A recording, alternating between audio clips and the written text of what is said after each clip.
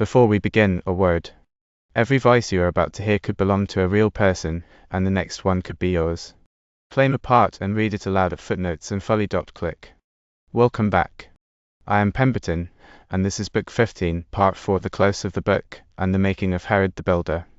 We begin in disaster, a famine, following hard drought and then plague, that empties the land of food and money alike. And here Herod rises magnificently. He strips his own house of its gold and silver plate, coins it, buys grain out of Egypt through his friend Petronius, and organizes the feeding and clothing of not only his own kingdom, but his neighbors besides. It is the finest hour of his reign. From there we follow his rising fortune under Rome, his son sent to be raised at Rome in Caesar's own circle, the grant of the lands of Zenodorus, and the great tide of building that now pours out of him, the harbour city of Caesarea, the rebuilt Samaria that he names Sebast, fortresses and temples. And at the last we come to the work for which he is remembered above all the rest, for good and for ill, and the pulling down and rebuilding of the temple of Jerusalem, raised higher and vaster and more dazzling than before, the priests themselves trained as masons so that no unconsecrated hand should touch the holy house. Let us finish Book 15. In this same year, the 13th year of Herod's reign, very serious disasters fell on the country.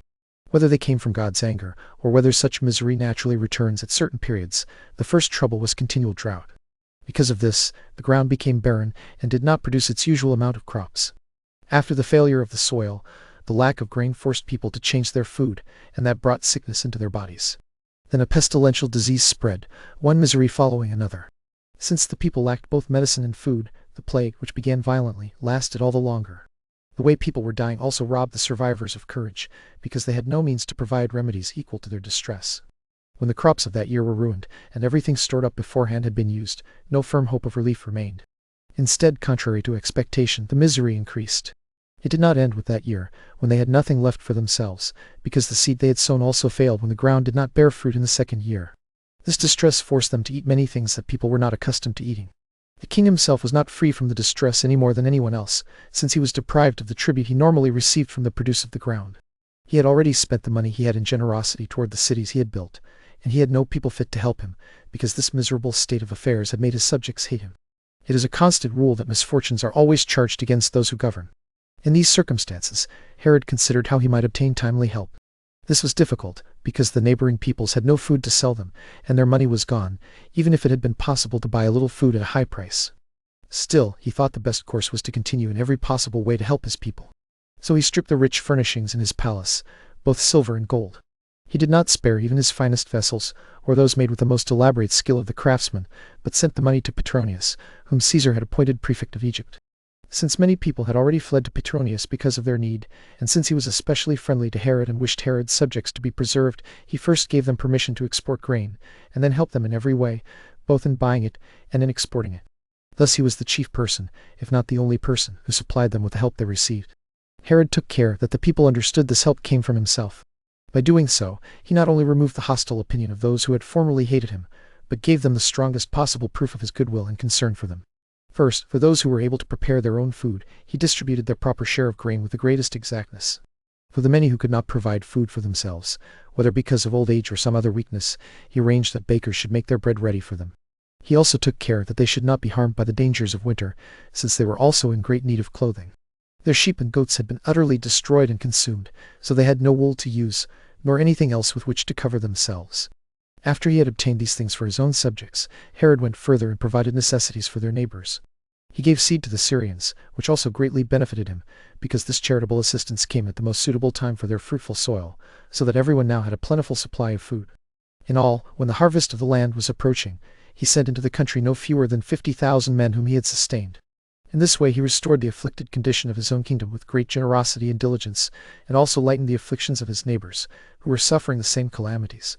No one who had been in need was left without suitable help from him. Even beyond that, no people, city, or private person who had to provide for multitudes, and therefore needed support and came to him for help, failed to receive what they needed. When the amount was calculated, the wheat given to foreigners came to 10,000 cori, each chorus containing 10 attic medimni. The amount given within his own kingdom was about 80,000 cori. This care of his, and this timely benefaction, had such an effect on the Jews, and was so widely praised among other nations, that it wiped away the old hatred that his violation of some of their customs during his reign had brought on him throughout the nation. The generosity of his assistants in their greatest need seemed to make full satisfaction for all he had done of that kind, and it also brought him great fame among foreigners. It looked as if these calamities, which afflicted his land to a degree plainly incredible, had come in order to raise his glory and serve his great advantage. For the greatness of the liberality he now showed in these distresses, beyond all expectation, so changed the attitude of the multitude toward him that they were ready to suppose he had not been from the beginning the sort of man they had known by experience, but rather the sort of man that his present care in supplying their necessities proved him to be. About this time Herod sent 500 chosen men from his bodyguards as auxiliaries to Caesar. Aelius Gallus led them to the Red Sea, and they were of great service to him there.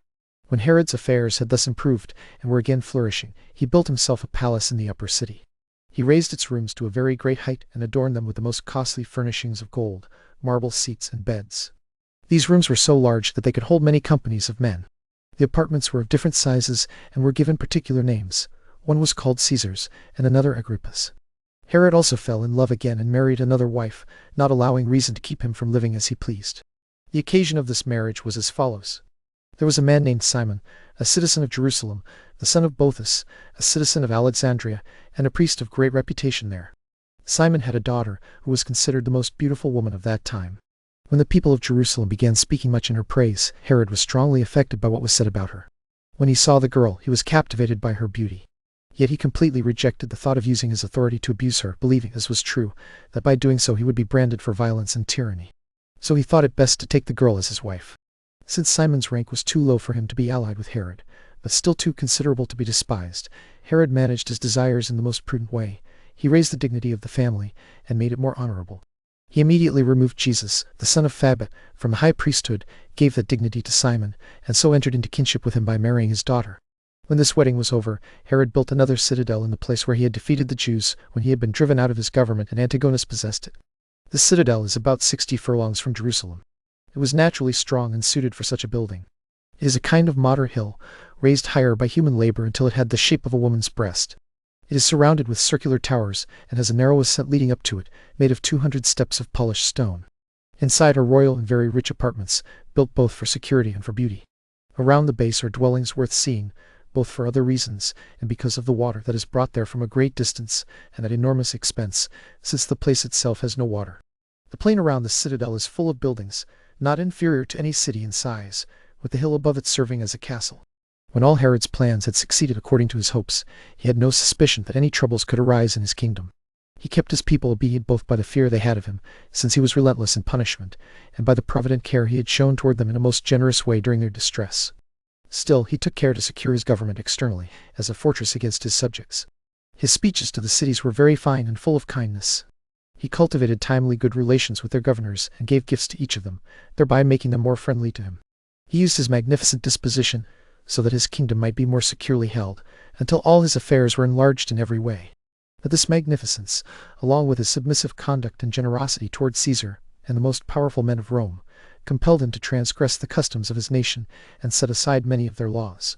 He built cities extravagantly and erected temples, though not in Judea, because that would not have been tolerated, since we are forbidden to pay honor to images or representations of animals in the Greek manner.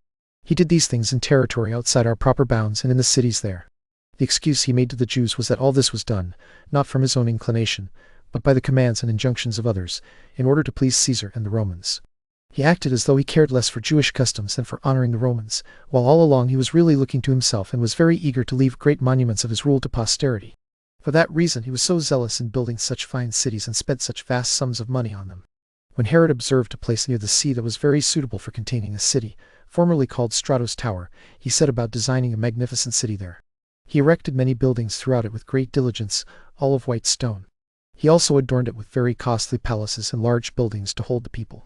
The greatest and most laborious work of all was the harbor with which he adorned it, one always free from the waves of the sea.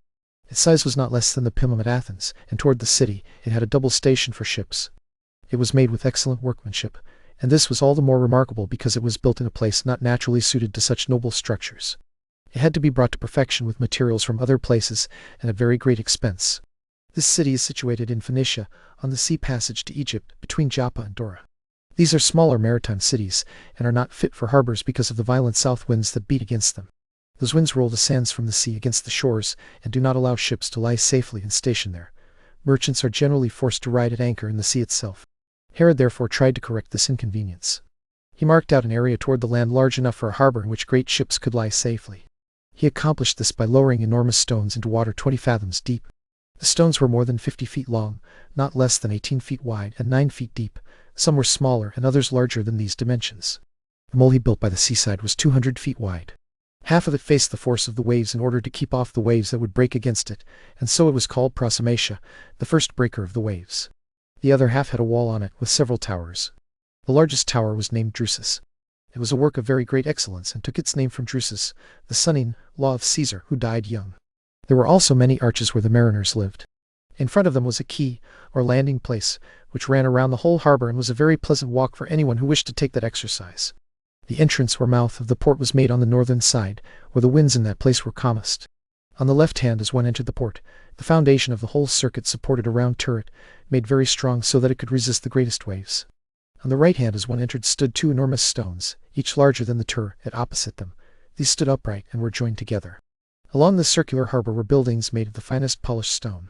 Above them was a raised place on which a temple was erected, visible from a great distance to those sailing toward that harbor. In the temple were 2 statues, one of Rome and the other of Caesar. The city itself was called Caesarea, and it too was built of fine materials and had a beautiful structure. Indeed, the underground vaults and cellars had no less architecture spent on them than the buildings above ground. Some of these vaults carried things at equal distances to the harbor and to the sea. One of them ran obliquely and connected all the rest, so that both the rainwater and the filth of the citizens were easily carried away together, and when the sea tide flowed in from outside, it entered the city and washed everything clean. Herod also built there a theater of stone, and on the south side, behind the port, an amphitheater as well. It was capable of holding a vast number of men, and was conveniently placed for a view of the sea. So this city was completed in 12 years, during which time the king did not fail either to continue the work or to pay the necessary expenses. While Herod was occupied with these matters, and after he had already rebuilt Sebaste, that is Samaria, he decided to send his sons Alexander and Aristobulus to Rome so they could spend time with Caesar. When they arrived there, they stayed at the house of Pollio, who was strongly attached to Herod's friendship. They were also allowed to stay in Caesar's own palace, for Caesar received Herod's sons with great kindness. He gave Herod permission to leave his kingdom to whichever of his sons he chose. Beyond this, he granted him Trachon, Batanea, and Auranitis, for the following reason. A man named Zenodorus had leased what was called the house of Lysanias. Not satisfied with the income it produced, he made himself a partner of the robbers who lived among the Trachonites, and so increased his revenues. The inhabitants of that region lived in a wild and lawless way, and plundered the territory of the Damascenes, while Zenodorus did not restrain them, but shared in the spoil they took. Because the neighboring people suffered greatly from this, they complained to Varro, who was then governor of Syria, and begged him to write to Caesar about the wrongs Zenodorus was doing them. When these matters were brought before Caesar, he wrote back to Varro, ordering him to destroy those robber strongholds and give the land to Herod, so that by Herod's care the neighboring countries would no longer be disturbed by the actions of the Trachonites. It was not easy to restrain them, because robbery had long been their regular way of life. They had no other means of support, since they possessed neither cities nor lands, but only hiding places and underground dens, where they and their cattle lived together. Still, they had contrived to make pools of water and to store grain for themselves in granaries. They were able to resist strongly by rushing out suddenly against anyone who attacked them. The entrances to their caves were narrow, so that only one person could enter at a time, but the spaces inside were unbelievably large and very wide. The ground above their dwellings was not high, but rather level, while the rocks were extremely hard and difficult to enter unless someone was guided along the plain road, and these roads were not straight, but turned and wound about in many ways. When these men were prevented from wickedly preying on their neighbors, they commonly preyed on one another, so that no kind of injustice was foreign to them. But when Herod received this grant from Caesar and came into the country, he obtained skilled guides, put an end to their criminal robberies, and brought peace and quiet to the neighboring people. Zenodorus was distressed, first because his principality had been taken from him, and still more because he envied Herod, who had gained it. So he went up to Rome to accuse Herod, but came back without success. About this time Agrippa was sent to govern, in Caesar's place, the countries beyond the Ionian Sea. Herod met him while Agrippa was spending the winter near Mytilene, for Agrippa had been his close friend and companion, and then Herod returned again to Judea. Some of the Gadarenes came to Agrippa and accused Herod, but Agrippa sent them back to the king in bonds without even giving them a hearing. Still, the Arabians, who had long borne ill will toward Herod's government, were angered, and at that time tried to stir up revolt in his dominions on what they believed was a more defensible pretext. Zenodorus, by then despairing of success in his own affairs, tried to anticipate his enemies by selling to those Arabians a part of his principality called Auranitis for 50 talents. But since Auranitis was included in Caesar's grants to Herod, the Arabians disputed the matter with Herod, claiming that they had been unjustly deprived of what they had bought. Sometimes they did this by raiding him, sometimes by trying to use force against him, and sometimes by going to law with him. They also persuaded the poorer soldiers to assist them, and they kept troubling Herod, always hoping they could bring the people to rebellion, for those who live in the most miserable circumstances are usually the most eager for such designs. Although Herod had known of these attempts for a long time, he did not treat them with severity. Instead, he tried to calm the situation by reasonable methods, because he did not want to give anyone an opportunity for disturbances. When Herod had already reigned 17 years, Caesar came into Syria. At that time most of the inhabitants of Gadara cried out against Herod, accusing him of laying heavy commands on them and ruling tyrannically. They dared to make these charges chiefly because Zenodorus encouraged them, swearing that he would never abandon the effort until he had obtained their separation from Herod's kingdom and their attachment to Caesar's province. The Gadarens were persuaded by this and raised a loud complaint against Herod. They did so all the more boldly because the men whom Agrippa had delivered up had not been punished by Herod, who had let them go and done them no harm. Indeed, Herod was the man in the world who seemed almost impossible to soften when punishing crimes within his own family, but he was very generous in pardoning offenses committed elsewhere. So when they accused Herod of wrongs, plundering, and overthrowing temples, he remained calm and was ready to make his defense. Caesar, however, gave him his right hand, and did not lessen his kindness toward him because of this disturbance among the crowd. These accusations were made on the first day, but the hearing went no further. When the Gadarens saw the attitude of Caesar and his advisers, they expected, as they had reason to expect, that they would be handed over to the king. Fearing the tortures they might suffer, some of them cut their own throats during the night. Some threw themselves down from precipices, and others cast themselves into the river, destroying themselves by their own choice. These events seemed a sufficient condemnation of their rashness and of the crimes they had committed. Therefore Caesar delayed no longer, but cleared Herod of the accusations brought against him. Another fortunate event also occurred at that time, bringing Herod still greater advantage. Zenodorus's belly burst during an illness, and a great quantity of blood flowed out of him, so he died at Antioch in Syria. Caesar then gave Herod Zenodorus's country, which was no small territory.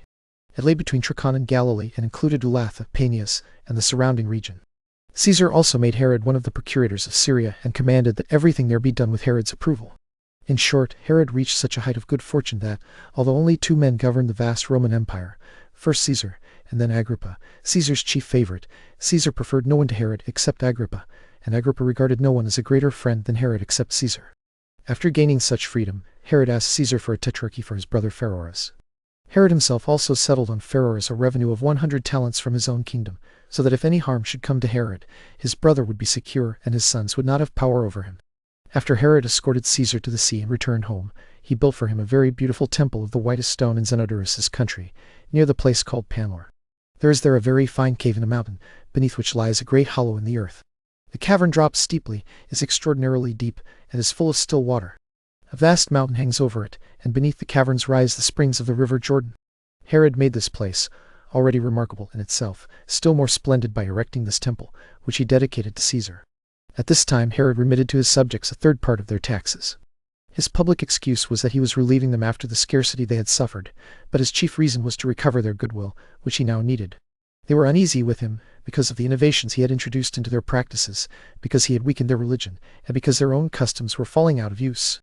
Everywhere the people spoke against him, like men still more provoked and disturbed by what he was doing. Herod guarded himself carefully against these discontents.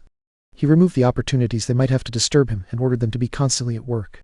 He did not allow the citizens to meet together, or to walk together, or to eat together, but watched everything they did. When any were caught, they were severely punished. Many people, both openly and secretly, were brought to the citadel Hyrcania and put to death there. Spies were stationed everywhere, both in the city and on the roads, to watch those who met together. It is even reported that Herod himself did not neglect this precaution, but often dressed as a private man, mingled with the crowd at night, and tested what opinion they held of his government. Those who could in no way be brought to accept his system of rule he pursued by every possible means. As for the rest of the multitude, he required them to take an oath of loyalty to him, and at the same time compelled them to swear that they would bear him good will, and continue firmly to do so under his government. A large part of them yielded to what he demanded, either to please him or because they feared him. Those who were more open and noble in spirit, and who were angered by the force he used against them, he removed by one means or another. Herod also tried to persuade Pollio the Pharisee, Satnius, and most of their disciples to take the oath. They would not submit to it, but they were not punished along with the others, because of the reverence Herod had for Pollio. The Essenes also, a sect among us, were excused from this requirement. These men live in the same manner as those whom the Greeks call Pythagoreans. I will speak about them more fully elsewhere. Still, it is proper to give here the reasons why Herod held these Essenes in such honor and thought more highly of them than their mortal nature seemed to require. Nor will this account be unsuitable to the character of this history, since it will show what opinion people had of these Essens. There was one of these Essens named Menahem, who had the reputation not only of living in an excellent manner, but also of having been given by God the foreknowledge of future events. This man once saw Herod when Herod was a child on his way to school, and greeted him as king of the Jews. Herod thought Menahem either did not know who he was or was joking, and reminded him that he was only a private person. But Menahem smiled to himself, struck him on the backside with his hand, and spoke to him. However that may be, you will be king, and you will begin your reign successfully, because God finds you worthy of it. Remember the blows Menahem has given you, as a sign of the change in your fortune. Truly, the best course for you will be to love justice toward men, piety toward God, and mercy toward your citizens. Yet I know what your whole conduct will be, and that you will not be such a man. You will surpass all men in happiness and gain an everlasting reputation, but you will forget piety and righteousness. These crimes will not be hidden from God. At the end of your life, you will find that he remembers them and will punish you for them. At that time Herod paid no attention to what Menahem said, because he had no hope of rising to such advancement. But a little later, when fortune raised him to the dignity of king and he stood at the height of his power, he sent for Menahem and asked him how long he would reign. Menahem did not tell him the full length of his reign. Because of that silence, Herod asked him further whether he would reign 10 years or not. Yes, 20, indeed 30 years. But Menahem did not give the exact fixed limit of Herod's reign. Herod was satisfied with these answers, gave Menahem his hand, and dismissed him. From that time on, he continued to honor all the Essens. We have thought it proper to relate these facts to our readers, however strange they may be, and to state what has happened among us, because many of these Essens, through their excellent virtue, have been judged worthy of receiving this knowledge of divine revelations. In the 18th year of Herod's reign, after the events already described, he undertook a very great project. He decided to rebuild the temple of God at his own expense, enlarge its whole area, and raise it to a far more magnificent height. He believed this would be the most glorious achievement of his life, and indeed it was, if he could bring it to completion. He also thought it would be enough to preserve his memory forever. But he knew the people were not ready or willing to help with so vast a plan. So he decided first to prepare them by speaking to them, and only afterward to begin the work. He therefore gathered them together and addressed them. My countrymen, I do not think I need to speak to you about the other works I have done since I came to the kingdom, though I may say they have been carried out in a way that has brought more security to you than glory to myself. In the hardest times I have not neglected anything that might relieve your needs, and the buildings I have made have been designed to protect you from injury as much as to protect me. I believe that, with God's help, I have raised the nation of the Jews to a degree of happiness it had never known before. As for the particular buildings in your own country and your own cities, and also in the cities we have lately acquired, which we have erected and greatly adorned, thereby increasing the dignity of your nation, it seems unnecessary for me to list them, since you know them well yourselves. But I will now declare to you the undertaking I wish to begin, a work of the greatest piety and excellence that we can possibly attempt. Our fathers, when they returned from Babylon, built this temple to God Almighty, yet it is 60 cubits short in height, for the first temple, which Solomon built, exceeded this one by that amount. Let no one blame our fathers for negligence or lack of piety in this matter. It was not their fault that the temple was not higher, for Cyrus and Darius the son of Histasps determined the measurements for its rebuilding. Because our fathers were subject to them and to their descendants, and afterward to the Macedonians, they had no opportunity to follow the original design of this holy building or to raise it to its ancient height. But now, since by God's will I am your governor, and since I have enjoyed peace for a long time, gained great wealth and large revenues, and most important of all, am on friendly terms with and well regarded by the Romans, who, one may say, rule the whole world, I will do my best to correct the defect that arose from our former necessities and servitude. In the most pious way I can, I will make a grateful return to God for the blessings I have received from him in granting me this kingdom, by making his temple as complete as I am able. This was the speech Herod made to them. Yet it frightened many of the people, because it was unexpected, and because the plan seemed unbelievable. It did not encourage them, but discouraged them. They feared he would pull down the whole building, and then be unable to complete his plan for rebuilding it. This danger seemed very great to them, and the size of the undertaking seemed almost impossible to accomplish. While they were in this state of mind, the king encouraged them and told them that he would not pull down their temple until everything was ready for building it up again completely. As he had promised them beforehand, so he kept his word. He prepared 1,000 wagons to bring stones for the building, selected 10,000 of the most skillful workmen, bought 1,000 priestly garments for the same number of priests, had some of the priests trained as stonecutters and others as carpenters, and only then began to build, after everything had been fully prepared for the work. Herod removed the old foundations, laid new ones, and raised the temple upon them. It was 100 cubits long, and he added 20 cubits to its height, but because the foundations settled, those 20 cubits fell down. This was the part that we resolved to raise again in the days of Nero. The temple was built of stones that were white and strong.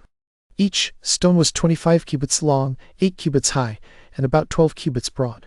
The whole structure, and also the structure of the royal cloister, was much lower on each side, while the middle rose much higher, so that they could be seen from many furlongs away by people living in the countryside, especially by those who lived opposite them and by those approaching them. The temple also had doors at the entrance, with lintels above them, as high as the temple itself. These were adorned with embroidered veils, with purple flowers and interwoven pillars. Above these, but below the crown work, a golden vine was spread out, with its branches hanging down from a great height. Its size and fine workmanship were astonishing to spectators, both because of the vast materials used and because of the great skill shown in the work. Herod also surrounded the whole temple with very large cloisters, designed in proper proportion to it. He spent more money on them than anyone before him had done, until it seemed that no one else had ever adorned the temple so greatly.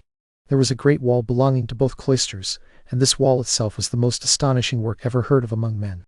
The hill was a rocky ascent, sloping gradually toward the eastern parts of the city until it reached a raised level. Solomon, the first of our kings, enclosed this hill with a wall by divine revelation. The upper part and the circuit around its top were made with excellent workmanship. He also built a wall below, beginning at the bottom, which was surrounded by a deep valley. On the south side he fitted rocks together, fastened them to one another with lead, and enclosed some of the inner parts until the work rose to a great height. The square structure became immense in both breadth and height. The huge stones on the outside front could be plainly seen, while the inner parts were fastened together with iron, preserving the joints immovable for all future time. When this foundation work had been completed in this way and joined to the hill itself up to the very top, he made it into one outward surface, filled the hollow spaces around the wall, and made the upper outside surface level and smooth. The hill was walled all around with a circuit of 4 furlongs, each side or angle being a furlong in length. Inside this wall, and at the very top, another stone wall also ran around it. On the eastern side it had a double cloister of the same length as the wall, and in the middle stood the temple itself. This cloister faced the gates of the temple, and had been adorned by many kings in former times. Around the whole temple were fixed the spoils taken from barbarous nations. Herod dedicated all these to the temple, together with those he had taken from the Arabians. On the north side of the temple stood a citadel, with square walls that were strong and extraordinarily firm. This citadel had been built by the kings of the Assamanine race, who were also high priests before Herod, and they called it the Tower. In it were kept the vestments of the high priest, which the high priest wore only when he was about to offer sacrifice. King Herod kept these vestments in that place, and after his death they remained under Roman control until the time of Tiberius Caesar. During his reign, Vitellius, the president of Syria, once came to Jerusalem and was received by the people with great magnificence.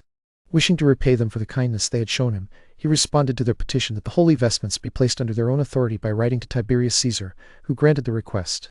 The Jews continued to hold authority over the priestly vestments until the death of King Agrippa. After that, Cassius Longinus, president of Syria, and Cuspius Fadus, procurator of Judea, ordered the Jews to deposit the vestments in the Tower of Antonia, saying that the Romans ought to have them in their power as they had formerly had. The Jews, however, sent ambassadors to Claudius Caesar to intercede for them. When they arrived, King Agrippa, Jr., who was then at Rome, asked the emperor for authority over the vestments and obtained it. The emperor commanded Vitellius, who was then commander in Syria, to give them to the Jews accordingly. Before that time they were kept under the seal of the high priest and of the temple treasurers. On the day before a festival, the treasurers went up to the Roman captain of the temple guards, inspected their own seal, and received the vestments. When the festival was over, they brought them back to the same place, showed the captain of the temple guards their seal, which matched his, and deposited them there again. The troubles that later happened to us over these matters are enough evidence that this account is true. As for the tower itself, when Herod, king of the Jews, had fortified it more strongly than before in order to secure and guard the temple, he gratified Antonius, his friend and the Roman ruler, by naming it the Tower of Antonia. In the western part of the temple enclosure there were 4 gates. The first led to the king's palace by a passage over the valley between. 2 others led to the suburbs of the city.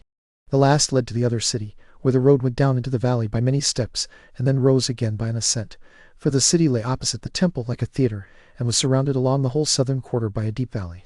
The fourth front of the temple, the southern one, had gates in its middle and also had the royal cloisters with 3 walks. These extended in length from the eastern valley to the western one, since it was impossible for them to reach any farther. This cloister deserves to be mentioned above any other under the sun. The valley was so deep that, if one looked down from above, its bottom could not be seen, and the cloister stood upon a further height so enormously elevated that if anyone looked down from the top of the battlements, or down through both heights together, he would grow dizzy, while his sight could not reach so immense a depth. This cloister had pillars standing in 4 rows opposite one another all along it, for the 4th row was built into the stone wall. Each pillar was so thick that 3 men with their arms stretched out could measure around it and clasp hands again. Each was 27 feet long with a double spiral at its base. The total number of pillars in that court was 162. Their capitals were carved in the Corinthian order and amazed spectators because of the grandeur of the whole. These 4 rows of pillars enclosed 3 walking spaces in the middle of the cloister. 2 of the walks ran parallel to one another and were made in the same way. Each was 30 feet broad, a furlong long, and 50 feet high. The middle part of the cloister was 1.5 times as broad as the others and twice as high, for it rose much higher than those on either side. The roofs were adorned with deep carvings in wood, representing many kinds of figures. The middle was much higher than the rest, and the front wall was adorned with beams resting on pillars that were built into it. That front was entirely of polished stone, so finely made that to those who had not seen it, its beauty was unbelievable, and to those who had seen it, it was greatly astonishing. This was the first enclosure. In the middle of it, not far away, was the second, reached by a few steps. It was surrounded by a stone partition wall with an inscription forbidding any foreigner to enter on pain of death. This inner enclosure had 3 gates on both its southern and northern sides, equally distant from one another. On the eastern side, toward the sunrise, there was 1 large gate, through which those who were pure entered together with their wives. But the part of the temple farther inward from that gate was not permitted to women. Still farther inward was a 3rd court of the temple, into which no one but the priests alone was allowed to enter. Within this stood the temple itself, and before the temple stood the altar on which we offer our sacrifices and burn offerings to God. King Herod entered none of these 3 areas, because he was forbidden to do so, since he was not a priest. But he took charge of the cloisters and the outer enclosures, and he built these in 8 years. The temple itself was built by the priests in 1 year and 6 months. At this all the people were filled with joy, and at once they gave thanks first to God, and then for the zeal the king had shown. They feasted and celebrated the rebuilding of the temple. The king sacrificed 300 oxen to God, and the rest of the people offered sacrifices according to each person's ability. It is impossible to state the number of these sacrifices, for we cannot truly report it. At the same time as this celebration for the temple work, the day of the king's inauguration also occurred, which he had long been accustomed to keep as a festival. Because the 2 festivals coincided, the celebration became especially splendid. There was also a hidden passage built for the king, leading from Antonia to the inner temple at its eastern gate. Over this gate he also built a tower for himself, so that he might have a way to ascend to the temple underground, in order to guard against any sedition the people might raise against their kings. It is also reported that while the temple was being built, it did not rain during the daytime, but showers fell at night, so that the work was not hindered. This is what our fathers have handed down to us, and it is not incredible if one considers the manifestations of God. In this way the rebuilding of the temple was accomplished. The book 15 ends with the temple rising white and gold above Jerusalem, the famine beaten, the kingdom richer and more splendid than it had ever been, and the man who built it all a widower by his own hand, feared rather than loved, magnificent and haunted. This is the paradox of Herod the Great that Josephus wants us to hold in both hands, at once the master builder and the murderer of his own house, the giver of bread and the taker of blood. His glory is at its height the destruction of his own sons, and the coming of a certain star over Bethlehem, still lie ahead, in the books to come. Thank you for sitting with the whole of Book 15, from the drowning at Jericho to the raising of the temple. Mind the footnotes, and beware the folly. One last thing before you go. There is a part on our stage still wanting a voice, and it may as well be yours. Come and read for us at footnotesandfolly.click, and be in the next telling rather than only watching it. And before the lamp goes out, a small request. If something tonight taught you, or surprised you, or simply delighted you, do leave a comment and tell me what it was. And if there is a work, an author, or a tale you should like me to take up next, set it down there as well. I read every one, and many an episode has begun its life as a viewer's suggestion. Until next time.